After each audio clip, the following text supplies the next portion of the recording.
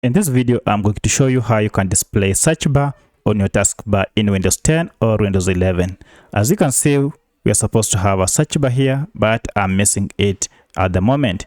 To display it, all you need to do is to right click on any empty space on the taskbar and then choose the option called search. And from here, you can see the search bar is hidden.